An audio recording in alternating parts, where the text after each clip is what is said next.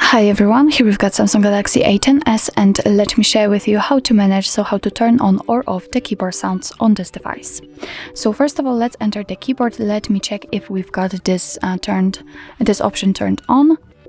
And I'm not really sure if you can hear it, but trust me that we can hear the sound feedback after tapping on the particular letters on this keyboard. So let's go to the settings. Let's turn it off. Let's tap on the settings. Now we have to tap on sounds and vibration.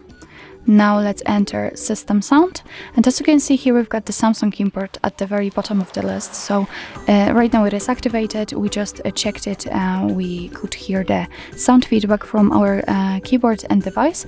So let's turn it off just by tapping on this switcher, and we can check it. Let's enter the messages and let me check, and trust me again, I cannot hear actually any sound feedback. So this is it. This is how to turn on or off the charging sound. The keyboard sound. Right now it is obviously turned off. You can turn it on again just by tapping on this switcher. So actually this is it. This is how to manage the keyboard sound in your Samsung Galaxy A10s. Thank you so much for watching. I hope that this video was helpful, and if it was, please hit the subscribe button and leave the thumbs up.